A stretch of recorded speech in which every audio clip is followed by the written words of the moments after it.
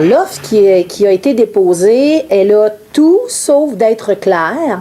Comparativement à ce qu'on a demandé, ne répondent pas du tout là, aux préoccupations qu'on a. Ce dépôt-là ne pourrait en aucun cas constituer une quelconque base de règlement. Ce fut suffisamment clair à certains niveaux pour que nous soyons inquiets et en ce sens-là, on est aussi déçus. Ça laisse sous-entendre un peu que les services publics sont une nuisance qui coûte trop cher plutôt qu'un atout pour la population.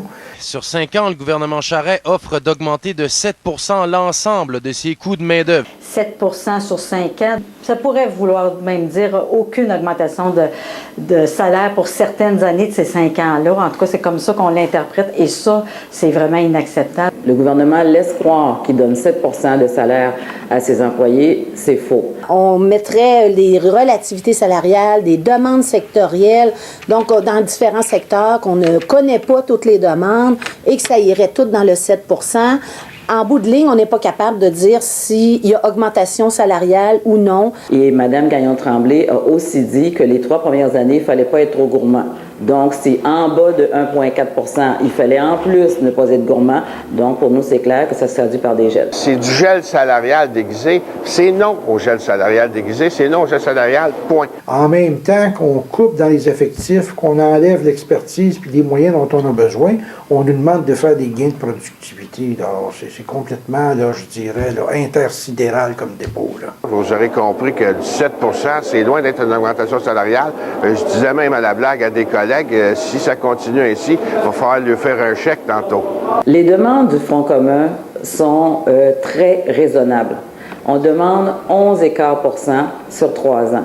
L'ISQ, l'Institut de la statistique du Québec, a sorti son rapport la semaine dernière et en termes de salaire, pour les groupes qu'on représente, on parle d'un retard salarial de l'ordre de 8,7 %. Alors, c'est ces données-là que Mme Gagnon-Tremblay aurait dû prendre, mais elle n'a pas voulu et elle commence son dépôt en disant que l'ISQ trouve qu'on bénéficie de conditions de travail avantageuses par rapport aux employés du secteur privé. C'est insultant, franchement insultant. C'est une donnée qui, comment je peux dire ça, dont est une des seules où on peut trouver quelques avantages du côté des services publics, alors que dans tous les autres cas, on est en retard. Donc, moi, je trouve ça franchement malhonnête. C'est pas compliqué, là, c'est malhonnête. On avait un gouvernement qui s'est privé de revenus, qui ne va pas chercher les revenus dont il aurait besoin pour assurer des services publics de qualité.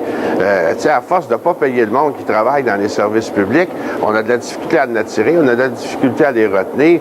Et il faut dire que depuis 2004, on a vécu des gels et ensuite des augmentations de 2 % seulement, ce qui équivaut à peu près même pas à l'augmentation du coût de la vie. Donc, ce sont des demandes qui sont justes, qui sont légitimes et qui sont très raisonnables. L'avantage, c'est de dire elle a déposé tôt, ce qui permet plus de temps pour discussion. Premièrement, clarification serait le mot. On peut arriver à une entente au 31 mars 2010. Il s'agit d'une volonté politique. Il faut se dire également, c'est qu'une convention négociée, bien, ça se négocie à deux, alors il faut qu'il y ait une volonté de part et d'autre d'y arriver au 31 mars. Si on est capable d'entraîner un changement de vision du côté gouvernemental et qui partage notre vision des services publics, effectivement, c'est réaliste, c'est possible de régler pour le 31 mars. Mais là, dans le moment, là, c'est deux mondes qui s'affrontent. On ne demande pas des salaires décents puis un traitement correct simplement pour en jouir tout seul dans notre coin, là, puis partir avec le cash, entre guillemets. On demande ça parce que pour faire le travail qu'on fait, on a besoin d'être bien traité. Et puis si on est maltraité, ce sont les services publics qui vont en souffrir.